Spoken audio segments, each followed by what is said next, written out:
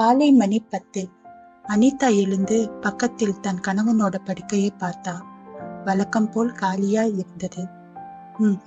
இன்னைக்கும் லேட்டா எந்திரிச்சிட்டேனா என்று நொந்து கொண்டு படுக்கையிலிருந்து எழுந்து கீழே கிச்சனுக்கு காஃபி குடிக்க போனா. சுமார் 1 வருஷமா அனிதாவின் இன்சூரன்ஸ் கம்பெனியில் இவளுக்கு ஒர்க் ஃப்ரம் ஹோம் வேலை. அப்போலேருந்தே அவ கணவன் ராஜு வேலைக்கு போகும்போது இவ வழி அனுப்பி வைக்கிறது ரொம்ப அபூர்வமாயிடுச்சு. ராஜு 7 மணிக்கு எந்திரிச்சு 8 மணிக்கு வீட்டை விட்டு கிளம்பிடுவான். அவன் வீட்டை விட்டு வெளியேறும் முன் ஒரு ஹக் அண்ட் கிஸ் கொடுப்பான். அதை ரொம்ப மிஸ் பண்ணினா அனிதா.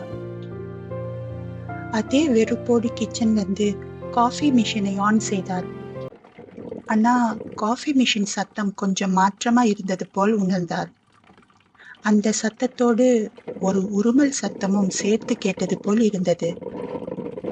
அவள் அந்த சத்தத்தை கவனிக்க விரும்பவில்லை.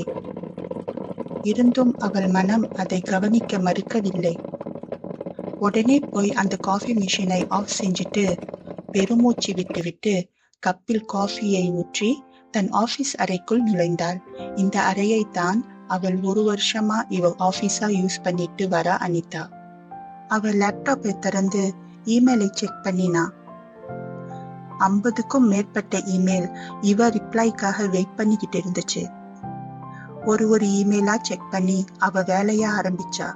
கொஞ்ச நேரத்துல வேலையில அப்படியே மூழ்கி போன அனிதா கொஞ்ச நேரம் அவள் ஒரு தனி உலகத்துல இருந்தா. அங்க அவளும் அவள் லேப்டாப்பும் மட்டும்தான். அப்படியே கொஞ்ச நேரம் ஆன பிறகு திடீர் என ஒரு மெல்லிய உருமல் சத்தம் அவ கவனத்தை சிதறடிச்சுச்சு.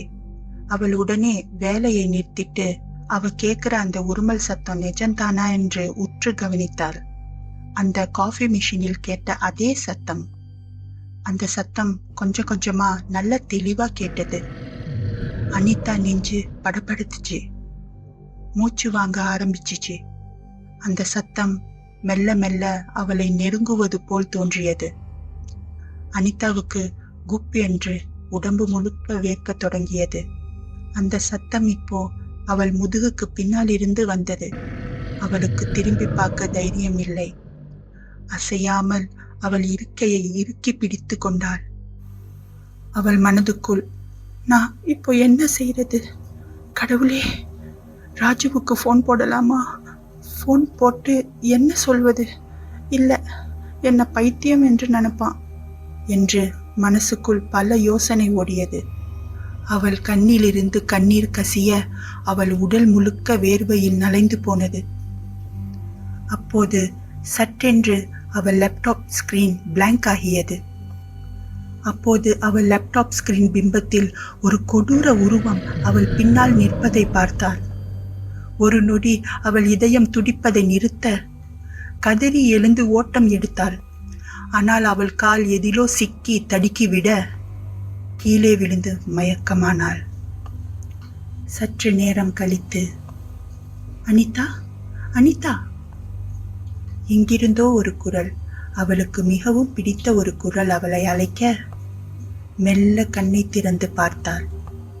அவள் கண் முன்னே ராஜுவை கட்டி பிடித்து அழுவ தொடங்கினாள். அனிதா, என்ன ஆச்சு அனிதா, என்ன ஆச்சு என்று அவளை அணைத்தபடி பதறி கேட்டான் ராஜு. ராஜு, எனக்கு பயமா இருக்கு ராஜு.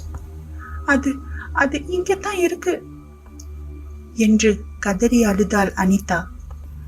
எது அனிதா? கொஞ்சம் பொறுமையா சொல்லு, எனக்கு புரியல என்று கேட்டான் ராஜு. ஒரு கொடூர உருவம் ஒண்ணு பார்த்த ராஜு, எனக்கு பயமா இருக்கு ராஜு என்று ராஜுவை இன்னும் இறுக்கி அணைத்தபடி சொன்னாள் அனிதா. ராஜு மெதுவா அனிதாவை அந்த அறையிலிருந்து அழைத்து வந்து ஹாலில் உள்ள சோஃபாவில் உட்கார வைத்தான். பக்கத்தில் இருந்த ஜக்கிலிருந்து கிளாஸில் தண்ணி ஊற்றி கொடுத்தான். மெதுவா குடி அனிதா என்று அவள் தலையை கோதி விட்டான் ராஜு. தண்ணியை குடிச்சிட்டு கொஞ்சம் அமைதியான அனிதா. அனிதா, நீ டேப்லெட் போட்டியா என்று கேட்டான் ராஜு. அனிதாவுக்கு பளீர் என்று ஒன்று ஞாபகம் வந்தது. அவள் அந்த டாக்டர் கொடுத்த மாத்திரைய 1 வாரமா சாப்பிடல.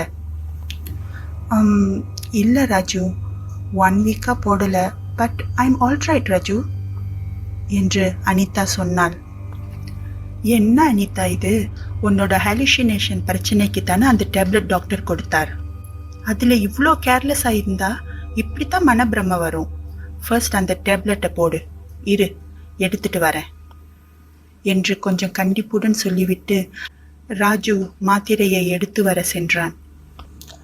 அனிதா குற்ற உணர்ச்சியுடன் உட்கார்ந்திருந்தா. பிறகு ஒரு சில நிமிடம் கழித்து மீண்டும் அதே சத்தம் கேட்க ஆரம்பித்தது. அனிதா மீண்டும் படபடத்தாள். அனிதா மனதுக்குள் இல்லை இல்லை, இது நிஜம் இல்லை என்று காதை மூடிக்கொண்டு கண்களை இறுக்கி மூடியபடி உட்கார்ந்திருந்தாள். அந்த சத்தம் தொடர்ந்து கேட்கவே அனிதா ராஜுவை அழைப்பதற்கு திரும்பி பார்த்தாள். ஆனால் ராஜு அசையாமல் ஒரு கையில் தண்ணீரும் இன்னொரு கையில் மாத்திரையும் வைத்துக்கொண்டு அனிதாவின் ஆஃபீஸ் ரூமை நோக்கி பார்த்து கொண்டிருந்தான். ஒன்றும் புரியாமல் அனிதா ராஜு அருகில் சென்று, ராஜு ராஜு என்னாச்சு என்று கேட்டாள். ராஜு அவளிடம் கேட்ட கேள்வியில் அவள் உடலில் மின்சாரம் பாய்வது போல் திடுக்கிட்டு போனாள். அனிதா, உனக்கு அந்த சத்தம் கேக்குதா